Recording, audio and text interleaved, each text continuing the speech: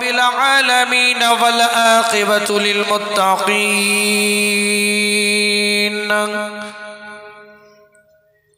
والصلاة والسلام على رسوله وعلى آله وأصحابه أجمعين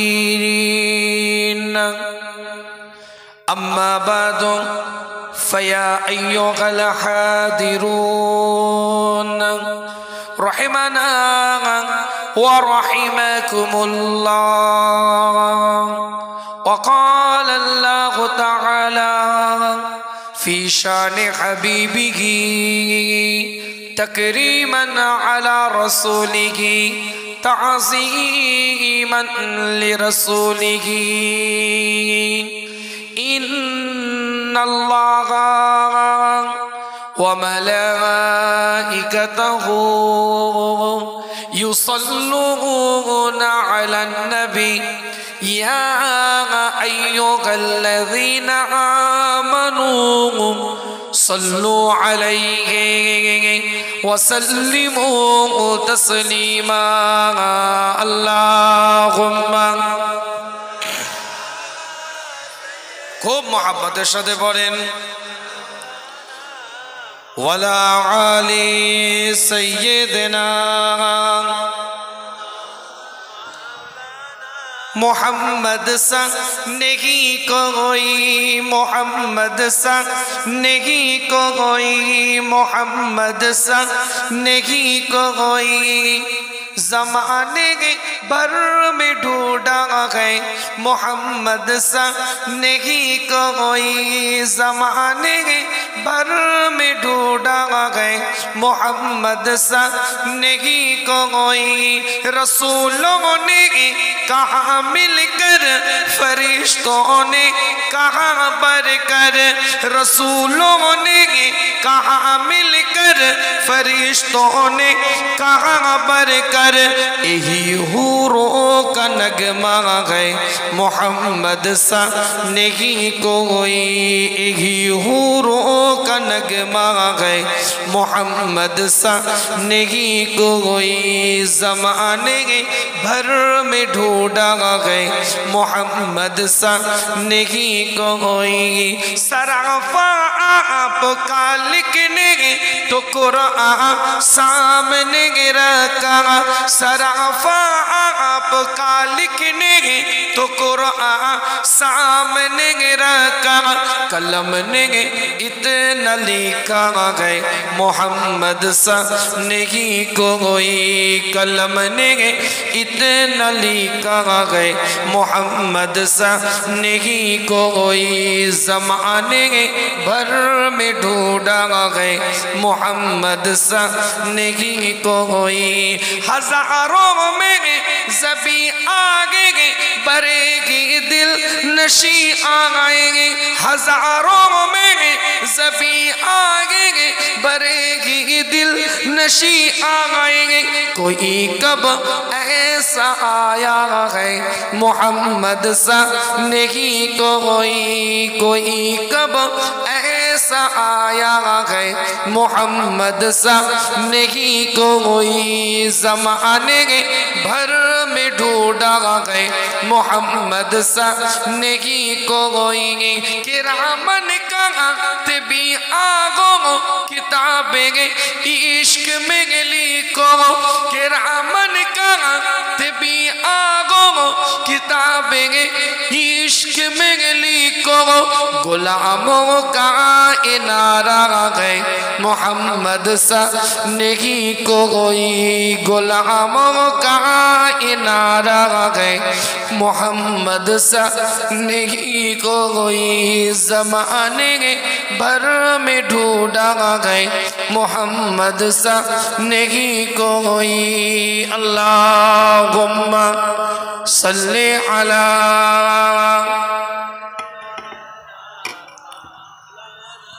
वला आली सय्यिदना উপস্থিত হাজানে মাজলিস, ব্রাদার ইসলাম, আমার দিন দরদি নেককার পরেজগার ইমানদার মুত্তাকি ভাইরা, খুব সংক্ষেপ আলোচনা, একদম টু দা পয়েন্ট আলোচনা, কোট টু কোট কিছু কথা বলে আপনাদের খেদমতে দোয়া নিয়ে বিদায়। আল্লাহ কোরআনের মধ্যে জানিয়ে দিচ্ছে, সূরার নাম সূরাতুল মুজাদিলা, 58 নম্বর সূরা, 11 নম্বর আয়াতের মধ্যে আল্লাহ বলছেন, ইয়ারফাইল্লাহুল্লাযীনা আমানু মিনকুম ওয়াল্লাযীনা উতুল ইলমা দারাজাত ওয়াল্লাহু বিমা তা'মালুনা খাবীর। এই আয়াতের মধ্যে আল্লাহ পাক এলান করছেন, বিভিন্ন তাফসীরগুলো খুলে দেখবেন, তাফসীরে জালালাইন, তাফসীরে মারিফুল কোরআন, তাফসীরে কুরতুবী, তাফসীরে বাইজাভী, তাফসীরে রুহুল বায়ান, তাফসীরে মানি, তাফসীরে কবীর, তাফসীরে কাসীর, তাফসীরে মাদারিক, তাফসীরে জারি তাবারি, সবথেকে কাদিমতম একটা তাফসীরের কিতাব। যে কোনো তাফসীরের কিতাব খুলে দেখবেন, আল্লাহ বলছে একটা মানুষের মধ্যে যদি দুটো জিনিস থাকে, একজন ব্যক্তির মধ্যে যদি দুটো জিনিস থাকে, আল্লাহ মানব জাতটাকে তৈরি করেছেন, লাকাদ খালাকনাল ইনসানা ফি আহসানি তাকওয়িম, উত্তম পরিকাঠামোর দ্বারা আল্লাহ পাক বানিয়েছেন। ইন্নী জাইলুন ফিল আরদি খলিফা, প্রতিনিধিত্ব করার জন্য দুনিয়াতে আল্লাহ পাক প্রেরণ করেছেন। এই মানব জাতের মধ্যে যদি দুটো জিনিস থাকে, কি কি জিনিস? কোরআন বলছে, ইয়ারফাইল্লাহুল্লাযীনা আমানু মিনকুম, তোমাদের মধ্যে থাকে যারা ঈমানদার, অর্থাৎ যাদের মধ্যে ঈমান থাকবে, আল্লাহকে এক বলে বিশ্বাস করবে, আল্লাহকে একত্ববাদের উপরে বিশ্বাস করবে, রবের ওয়াহদানিয়াতের উপর বিশ্বাস করবে, আন্নাল কুওয়াতা লিল্লাহি জামিআ, পরিপূর্ণতার সাথে এটার উপরে দাঁড়িয়ে থাকবে। ইন্নাল্লাযীনা ক্বালু রাব্বুনাল্লাহ সুম্মা ইসতাকামু তাতানাজ্জালু আলাইহিমুল মালায়েকা তাতানাজ্জালু আলাইহিমুল মালায়েকাতু আল্লা তাখাফু ওয়া লা তাহজানু ওয়া আবশিরু বিল জান্নাতিল্লাতী কুনতুম তুআদুন। এই যে কোরআন শরীফ, সূরার নাম সূরাতুল ফুসসিলাত, হামিম বলা হয়েছে এই সূরাটাকেও। আবার 41 নম্বর সূরার 30 নম্বর আয়াতের মধ্যে আল্লাহ পাক বলছেন, নিশ্চয়ই যারা আমাকে আল্লাহ বলে উক্তি করলো, আল্লাহ বলে মেনে নিল, ইন্নাল্লাযীনা ক্বালু রাব্বুনাল্লাহ, আমাকে রব বলে মেনে নিল, আমার রুবুবিয়াতের উপরে দাঁড়িয়ে থাকলো, আমার রুবুবিয়াতকে মান্যতা দিল, আমার প্রতিপালকতাকে মান্যতা দিল এবং ইস্তেকামাতটাকে ঠিক রাখলো। ইস্তেকামাত কি? তাফসীরে জালালাইনের মধ্যে এসেছে, আলাত তাওহীদ ওয়া গায়রিহি মিম্মা ওয়াজাবা আলাইহিম, তাওহীদের উপরে বিশ্বাস এবং যা কিছু অজেব সংক্রান্ত বিষয় অর্পণ করা হয়েছে এর উপরে দৃঢ়তার সাথে মান্যতা দেওয়া, মেনে নেওয়া, এটার নাম ইস্তেকামাত। এই দুটো জিনিস ঈমানের উপরে দাঁড়িয়ে আছে, আল্লাহকে এক বলে মেনে নেওয়া, ইস্তেকামাতটাকে মেনে নেওয়া, অর্থাৎ আল্লাহ যা হুকুম করেছে, অর্ডার করেছে, সেটাকে মান্যতা দেওয়া। এই ঈমান যদি থাকে, আর দ্বিতীয় নাম্বার ওয়াল্লাযীনা উতুল ইলমা দারাজাত, যদি কারোর মধ্যে ইলম থাকে, শরীয়তের জ্ঞান, ইসলামের জ্ঞান, কোরআনের জ্ঞান, শরীয়তের নীতি আদর্শের জ্ঞান, যে জ্ঞানটা আল্লাহ কোরআনের মধ্যে বলছে, সূরার নাম সূরাতুল আল ইমরান, 3 নম্বর সূরার 164 নম্বর আয়াতের মধ্যে আল্লাহ বলছেন, লাকাদ মান্নাল্লাহু আলাল মুমিনিনা ইয বা'আথা ফীহিম রাসূলাম মিন আনফুসিহিম ইয়াতলু আলাইহিম আয়াতিহি ওয়া ইউযাক্কিহিম ওয়া ইউআল্লিমুহুমুল কিতাব ওয়াল হিকমাহ ওয়া ইন কানু মিন ক্বাবলু লাফি দালালিম মুবিন। অর্থাৎ যে জ্ঞানটা আল্লাহ রাসূলকে আল্লাহ পাক দিয়েছেন, কোরআন বলছে, আমি তোমাদের মধ্যে থেকে তোমাদেরকে একটা নবী দিলাম, একটা রাসূল দিলাম, একটা পয়গম্বর দিলাম। সেই নবীর কাজ কি, অ্যাক্টিভিটিস কি, টার্গেট কি, অ্যাম্বিশন কি, চিন্তা কি, ভাবনা কি, চেতনা কি, কেন সেই নবীকে পাঠালাম, আল্লাহ কোরআনের মধ্যে জানিয়ে দিচ্ছে।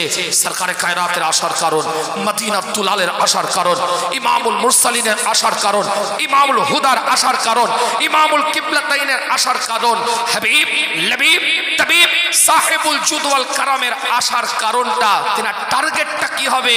আল্লাহ বলছেন, তিনি তোমাদের সামনে ইয়াতলু আলাইহিম আয়াতিহি, তোমাদের সামনে আয়াতগুলোকে তেলাওয়াত করে শোনাবে। এটাকে কোরআনের জ্ঞান বলা হয়েছে। ওয়া ইউযাক্কিহিম, তোমাদের তাসকিয়ায়ে নফস করবে, আত্মশুদ্ধি করবে, দিলটাকে পরিষ্কার করবে, পরিচ্ছন্ন করবে, গীবত মুক্ত, পরচর্চা মুক্ত, পরনিন্দা মুক্ত, হিংসা মুক্ত, লোভ মুক্ত, হাসাদ মুক্ত একটা দিল উপহার দিবে। ওয়া ইউআল্লিমুহুমুল কিতাব, তোমাদেরকে কিতাবের জ্ঞান দিবে। ওয়াল হিকমা, হিকমত শেখাবে। ওয়া ইন কানু মিন ক্বাবলু লাফি দালালিম মুবিন। কোন সময় তোমাদেরকে নবী পাঠালাম? প্রকাশ্য পথভ্রষ্টতার যুগ, জাহেলিয়াতের যুগ, অজ্ঞতার যুগ। আমার বলার বক্তব্য এই জায়গায় ওই সূরাতুল মুজাদিলার 11 নম্বর আয়াতের মধ্যে যে আল্লাহ বললেন ইয়াতুলু আলাইহিম আয়াতিহি, এই আয়াতের জ্ঞান, অর্থাৎ যে ব্যক্তি জ্ঞান অর্জন করলো, যে ব্যক্তি জ্ঞান অর্জন করলো এবং ঈমান থাকলো, ইয়ারফাইল্লাহুল্লাযীনা আমানু মিনকুম ওয়াল্লাযীনা উতুল ইলমা।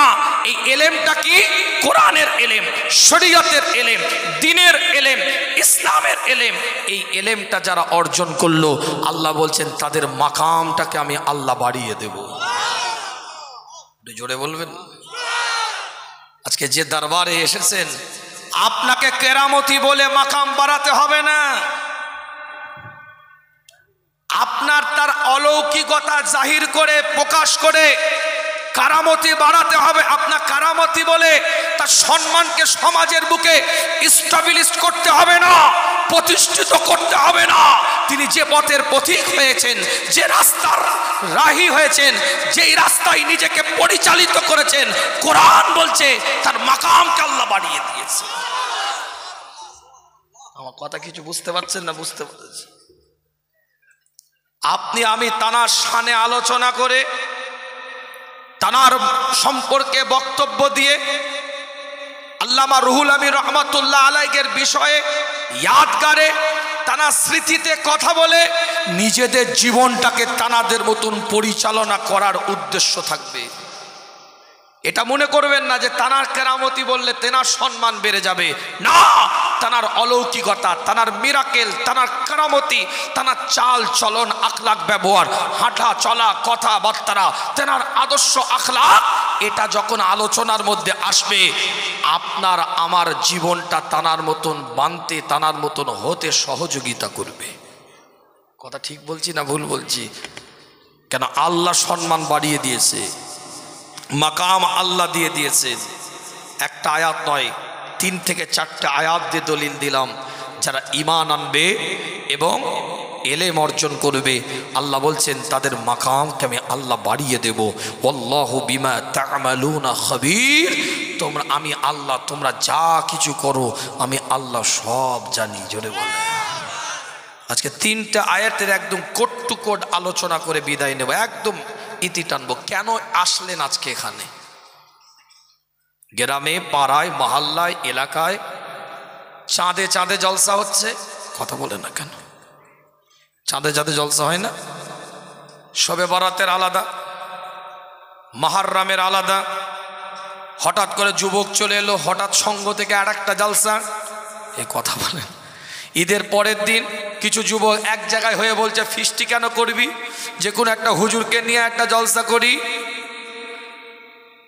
কুরবানির রাতের জলসা, বাৎসরিক জলসা, মাদ্রাসার জলসা আলাদা, মসজিদের জলসা আলাদা। হচ্ছে না? হয় না? তাহলে গ্রামে জলসা, পাড়ায় জলসা, মহল্লায় জলসা, এলাকায় জলসা, মাদ্রাসার জলসা, মসজিদের জলসা, চাঁদের জলসা, মুহররমের আলাদা, রবিউল আউয়াল মাসে আলাদা, নবী দিবস আলাদা করে। বলে ওরা যুবকেরা নবী দিবস করে, বুড়োরা গ্রামে জলসা করে। এত জলসা, এত নসিহত, এত আলোচনা, এত বক্তা, আর মাশাআল্লাহ এই তো ইউটিউবাররা রেডি আছেন, ভাইরাল করতে অসুবিধা নেই। হ্যাঁ, একটা বক্তব্য দিলে ফাটাফাটি এর সাথে কল্লা জুড়ে ওর ঘাট একে ফিট করে, একে তীর চিহ্ন লাগিয়ে ওর ভাঁট ফিট করে, ওর হাতে হারিকেন ঝুলিয়ে, এর পাশ দিয়ে বাঁশ দিয়ে, ওর কান মতো দিয়ে হাঁড়ি ফিট করে, মোটামুটি এমন একটা থাম্বাল দিয়ে দিবে, মোটামুটি বক্তা ভাইরাল হতে বেশি সময় লাগবে না। তাহলে বক্তারও অভাব নেই আর জলসারও অভাব নেই। আমার বক্তব্য এখানে, আজ এই গভীর রাত্রিরে ওলির মারকাজে কেন আপনি? কেন এই যে বক্তব্য হচ্ছে গোটা পৃথিবীর লোক শুনতে পাচ্ছে, ঘরে বসে বসে কানে ব্লুটুথ হেডফোনটা দিয়ে শুনতে পারতেন, এখানে কেন? কোরআন কি বলছে আপনাকে শুনবেন, শুনবেন। এখানে কেন? এই গভীর রাত্রিরে আল্লাহর ওলির মারকাজে কেন? আল্লাহর ওলিদের রুহানি তাওয়াজ্জু ফয়েজের জায়গায় কেন? আল্লাহর ওলিদের মাকামের জায়গায় কেন, তাসবির জায়গায় কেন, জিকিরের জায়গায় কেন, মুরাকাবার জায়গায় কেন, মুশাহিদার জায়গায় কেন, তাসকিয়ায়ে নফসের জায়গায় কেন? আমি বলছি না, কোরআন বলছে। আর আল্লাহর ওলিদের জিকির কেন? আমরা কোরআনের মুমিনদের জন্য সূরা নাজিল হয়েছে, শুনেছি না শুনিনি? শোনেন না? কোরআনে আমরা জানি যে আল্লাহ মহিলাদের জন্য সূরা নাজিল করেছে, কিন্তু কোরআনে একটা সূরা আল্লাহ নাজিল করেছে কাদের জন্য? আল্লাহর ওলিদের আহালদের জন্য। আল্লাহর ওলি নয়, আল্লাহর ওলিদের পরিবার। সূরার নাম কি? এ তো হয়ে গেল। এই জন্য বলি বিষয়ভিত্তিক ওয়াজ শুনতে অভ্যস্ত হন। এটা বললাম আজকে, নেবেই বললাম যে বক্তব্য লিখে দাও। বক্তৃতা দিচ্ছে আল্লামা হুজুরের দরবারে, মারকাজ থেকে বক্তব্য যখন দিবে কথার মধ্যে শালীনতা থাকবে, কথার মধ্যে ভদ্রতা থাকবে, কথার মধ্যে নম্রতা থাকবে। সাবজেক্ট কেন্দ্রিক বিষয় ভিত্তিকের উপরে বক্তৃতা দিতে হবে। কি কথা ঠিক না? কোনো মাসলা যদি খণ্ডন করতে হয় অবশ্যই মুফতি মাসলা খণ্ডন করবে, কিন্তু খণ্ডন করতে গেলেও তাকে যথাযথ দলিল ভিত্তিক পেশ করে সেটাকে খণ্ডন করুন। কি কথা আমার ভুল হচ্ছে নাকি? এটা আল্লামা হুজুরের দরবার, যিনি ওয়াজের মাজলিসটা কেমন হবে এর উপরে কিতাব লিখে গেছেন। কারা ওয়াজের মাহফিলে উঠতে পারবে, কারা নবীর মেম্বার থেকে বক্তব্য দিতে পারবে, কারা শরীয়তের দাওয়াতি কথা মানুষের কাছে পৌঁছাতে পারবে, তাদের শর্ত কি, ডেফিনেশন কি, সংজ্ঞা কি, বৈশিষ্ট্য কি, তার উপরে আল্লামা হুজুর রহমাতুল্লাহ আলাইহি কিতাব লিখে গেছে। আজ তার মারকাজ থেকে সেই শর্তগুলো ঠিক রেখে বক্তা তুলতে হবে, বিষয় ভিত্তিক কথা বলতে হবে। কথা ভুল হয়ে গেল না নাকি? হ্যাঁ, আমি কথাবার্তা খুব স্পষ্ট বলি, ডেকে ডেকে কথাবার্তা আমার হয় না। আল্লাহ পাক আমাদেরকে কবুল করেন, সকলে বলেন আমিন। আমায় যখন এনেছেন আমার অধিকার আছে, এই পর্তাবে কাইয়ুমের বাড়ির ছেলে, তো বিষয় ভিত্তিকের উপরে কথা বলে যাচ্ছি। শোনেন, স্পষ্ট বক্তব্য দিচ্ছি। সূরার নাম কি? আল্লাহর ওলিদের পরিবারের সম্পর্কে আল্লাহ কোরআনের মধ্যে সূরা আল ইমরানের মধ্যে, সূরার নাম সূরা আল ইমরান, আহলে ইমরান, ইমরানের পরিবার। ইমরানকে কোন নবী নয়, একজন ওলি। সেই ওলির পরিবারের জন্য আল্লাহ কোরআনের সূরা নাজিল করেছে, 18টা রুকু দিয়েছে, 200টা আয়াত দিয়েছে এই সূরা আল ইমরানের মধ্যে। কথা বুঝতে পারছেন? কোরআনের মধ্যে আল্লাহ বলছেন, 37 নম্বর আয়াতের মধ্যে আল্লাহ পরিষ্কার জানিয়ে দিচ্ছেন আল ইমরান। আল্লাহর ওলিদের শান, আল্লাহর ওলিদের মারকাজে যাওয়ার দোয়ার গুরুত্বটা কি? ফাতাকাব্বালাহা রাব্বুহা বিকবুলিন হাসানি ওয়া আনবাতাহা নাবাতা হাসানা ওয়া কাফফালাহা যাকারিয়া কুল্লামা দাখালা আলাইহা যাকারিয়াল মিহরাব ওয়াজাদা ইনদাহা রিজকা ক্বালা ইয়া মারইয়ামু আন্না লাকি হাযা ক্বালাত হুয়া মিন ইনদিল্লাহ ইন্নাল্লাহা ইয়ারযুকু মান ইয়াশাউ বিগাইরি হিসাব। আল্লাহ পরিষ্কার কোরআনের মধ্যে জানিয়ে দিচ্ছে, হযরতে মারইয়ামের কথা বলছে এখানে।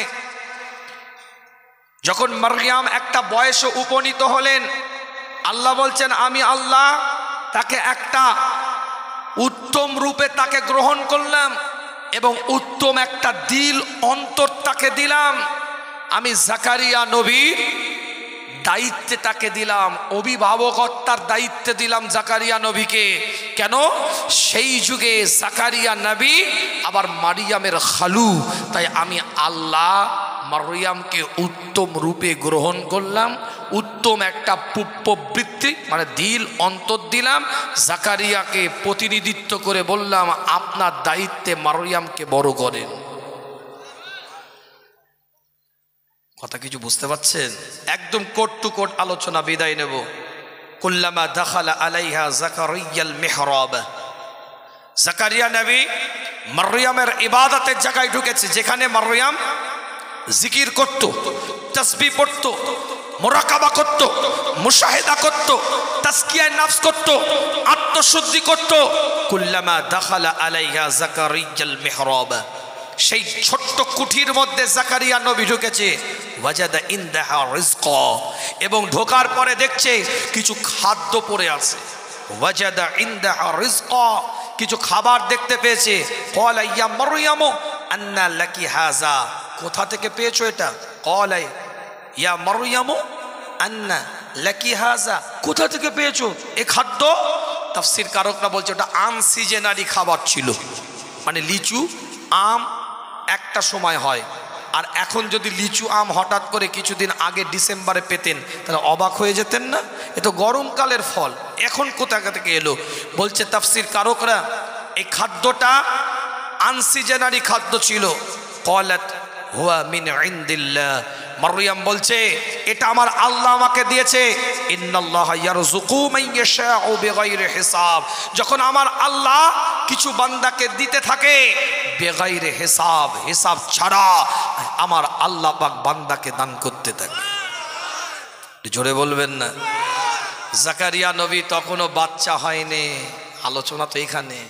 চিন্তা করছে দোয়া যদি চাইতে হয় এটাই রহমতের জায়গা, এটাই ইবাদতের জায়গা, এটাই জিকিরের জায়গা, এটাই তাসবির জায়গা, এটাই মুরাকাবার জায়গা, এটাই মুশাহিদার জায়গা। দোয়া যদি চাইতে হয় এখান থেকেই চাইতে হবে। সঙ্গে সঙ্গে কোরআন বলছে হুনালিকা দাআ, হুনালিকা দাআ যাকারিয়া রাব্বাহু ক্বালা রাব্বি হাবলি মিন লাদুনকা যুররিয়াতান তাইয়্যিবাতান ইন্নাকা সামিউদ দুআ। পরিষ্কার কোরআন বলছে জাকারিয়া নবী ওই জায়গায় দাঁড়িয়ে গেল। কোন জায়গায়? মারইয়ামের ইবাদতের জায়গায়, ছোট্ট কুঠি মেহরাবের মধ্যে, যেখানে আশ্চর্য রকম ফল খুঁজে পেয়েছে সেই জায়গায় দাঁড়িয়ে হুনালিকা দাআ যাকারিয়া রাব্বাহু, আল্লাহর কাছে জাকারিয়া নবী দোয়া চাইছে। ক্বালা রাব্বি হাবলি মিন লাদুনকা যুররিয়াতান তাইয়্যিবাতান, আল্লাহ তুমি আমাকে একটা সন্তান দাও, আল্লাহ তুমি আমাকে একটা বাচ্চা দাও, তুমি আমাকে একটা সন্তান দাও। ইন্নাকা সামিউদ দুআ, আল্লাহ তুমি শ্রবণকারী, দোয়া শ্রবণকারী। কিতাব খুলে দেখেন এই দোয়াটা জাকারিয়া নবী চেয়েছে আল্লাহর দরবারে, ফরিয়াদ করেছে রবের দরবারে। কিতাব খুলে দেখেন পরিষ্কার অক্ষরে লেখা আছে জাকারিয়া নবী ওই জায়গায় দাঁড়িয়ে আছে। আমি বলছি না, কোরআন বলছে। ঠিক 39 নম্বর আয়াতের মধ্যে আল্লাহ বলছে ফানাদাতুহুল মালাইকাতু হুয়া কায়িমুন ইউসাল্লি ফিল মিহরাবি আন্নাল্লাহা ইউবাশশিরুকা বিইহইয়া মুসাদ্দিকা বিকালিমাতিন মিনাল্লাহি ওয়া সাইয়্যিদান ওয়া হুসুরান ওয়ান নাবিয়্যিন মিনাস সালিহিন। আমি বলি না, কোরআন বলছে জাকারিয়া নবী ওই ছোট্ট কুঠি মেহরাবে দাঁড়িয়ে দোয়া চাইছে। ওই অবস্থায় আল্লাহ বলছে ফানাদাতুহুল মালাইকাতু হুয়া কায়িমুন ইউসাল্লি ফিল মিহরাবি, মেহরাবের মধ্যে জাকারিয়া নবী দোয়া চাওয়ারত অবস্থায় আছে। আমার আল্লাহ বলছে খবর দিয়ে দে, জাকারিয়া নবীকে জানিয়ে দে। কি জানাবি? আন্নাল্লাহা ইউবাশশিরুকা বিইহইয়া, আন্নাল্লাহা ইউবাশশিরুকা বিইহইয়া, আমি আল্লাহ আপনাকে একটা সন্তান দেব, সেই সন্তানটার নাম হবে ইহইয়া মুসাদ্দিকা বিকালিমাতিন মিনাল্লাহি ওয়া সাইয়্যিদান ওয়া হুসুরান ওয়া নাবিয়্যিন মিনাস সালিহিন। সেই ব্যক্তি শুধু আল্লাহ এটা বললেন না যে আপনাকে সুসংবাদ দিচ্ছি সন্তান দেব, এটা আল্লাহ শুধু বললেন না, আল্লাহ বলছে তার নামটাও হবে ইহইয়া। সেই সন্তানটা কেমন হবে, তার পরিচয়টা কেমন থাকবে, সে কি ধরনের হবে, সেইটাও আল্লাহ কোরআনের মধ্যে বলছেন। তিনি সত্য কলমার প্রচার করবে, সেই সন্তান একটা ভালো অন্তরওয়ালা মানুষ হবে। আমি আল্লাহ সালিহিনদের মধ্যে সেই সন্তানটাকেও নবী বানাবো। একটু জোরে বলবেন না? কি বুঝলেন? দোয়া কবুলিয়াতের একটা জায়গা আছে না নাই? জাকারিয়া তো নবী, যে কোনো জায়গা থেকে দোয়া চাইতে পারতেন। নাহানু আকরাবু ইলাইহি মিন হাবলিল ওয়ারিদ, আল্লাহ তার তো ঘাড়ের শারগের কাছে, যে কোনো জায়গা থেকে দোয়া চাইতে পারতেন। কিন্তু ইবাদতের মারকাজের গুরুত্ব কোরআন দিয়েছে। ইবাদতের মারকাজ থেকে, ইবাদতের জায়গা থেকে মারিয়াম যেখানে ইবাদত করত সেখান থেকে দোয়া চেয়েছে, আল্লাহ কবুল করেছে। শুধু কবুল করেননি, ওই জায়গায় দাঁড়িয়ে থাকা অবস্থায় রেজাল্ট দিয়ে দিয়েছে, আমি আল্লাহ কবুলও করলাম, সন্তানের নামও দিয়ে দিলাম, সন্তানটা কেমন হবে সেটাও আমি আল্লাহ বলে দিলাম। এখান থেকে দুটো জিনিস পাওয়া গেল, আল্লাহর ওলিদের দরবারে এসে দোয়া চাওয়া, আর একটা জিনিস ওলিদের দরবারে এসে আল্লাহর কাছে চাওয়া। মারিয়ামের কাছে চাইনে, কথাটা কিছু বুঝতে পারছেন না? বুঝতে পারছেন? দোয়া চেয়েছে আল্লাহর কাছে, কিন্তু ইবাদতের মারকাজ থেকে আমরাও ওলিদের দরবারে যাব, ওলিদের মারকাজে যাব, কিন্তু দোয়াটা চাইব আল্লাহর কাছে।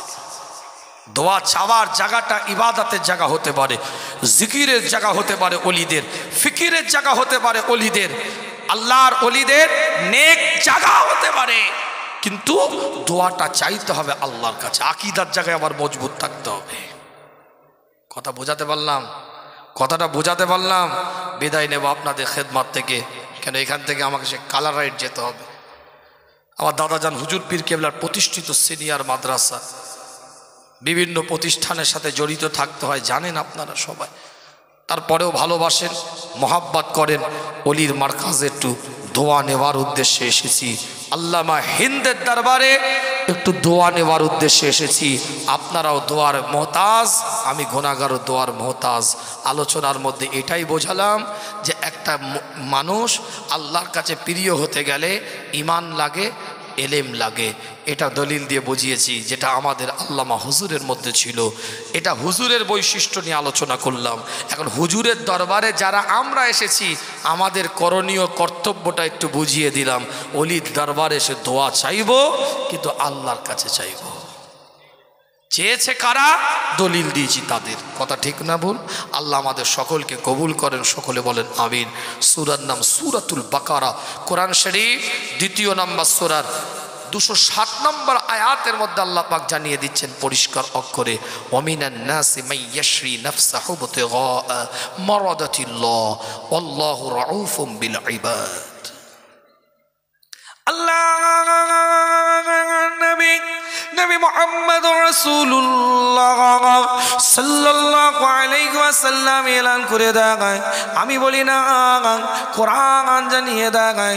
হুজুরের উপরে এক একটা আয়াতকে আল্লাহ পাক নাজিল করতে থাকে, হুজুর আমার শোনাতে থাকে। ইয়াতলু আলাইহিম আয়াতিহি, এক একটা আয়াতকে আল্লাহ নবী মুহাম্মদুর রাসূলুল্লাহ সাল্লাল্লাহু আলাইহি ওয়াসাল্লাম সাহাবাদের সামনে শোনাতে থাকে। আল্লাহ পাক কোরআনের মধ্যে এলান করে দেয়, মানুষদের মধ্যে থেকে এমন কিছু ব্যক্তিত্ব আছে, এমন কিছু মানুষ আছে, যে মানুষগুলো আমি আল্লাহ আমার খুশির জন্য, আমি মাওলা আমার রেদামান্দির জন্য, আমি আল্লাহ আমার নৈকট্য অর্জন করার জন্য, আমি আল্লাহ আমি কিসে খুশি, এই খুশিতে খুশি মেলাবার জন্য ওই বান্দাগুলো সব কিছু বিলিয়ে দিতে পারে। অন্য একটা আয়াতের মধ্যে আল্লাহ পাক জানিয়ে দেন, সূরার নাম সূরাতুন নিসা, ৪র্থ নম্বর সূরার ৫৪ নম্বর আয়াতটা খুলে দেখেন। আম ইয়াহসুদুনান নাসা আলা মা আতাকুমুল্লাহু মিন ফাদলিহি, পৃথিবীর মধ্যে এমন কিছু মানুষ আছে, যে মানুষগুলো আমি আল্লাহ আমার পক্ষ থেকে নিয়ামত প্রাপ্ত বান্দা। এই দুটো আয়াত দিয়ে বুঝিয়ে দিই, আজকে যে ওলির মারকাজে এসেছি, তার জীবন চরিত্রটাও ছিল নিজেদেরকে বিলিয়ে দিয়েছে, নিজেকে বিলিয়ে দিয়েছে আল্লাহর খুশিতে, রবের খুশিতে, মাওলার খুশিতে।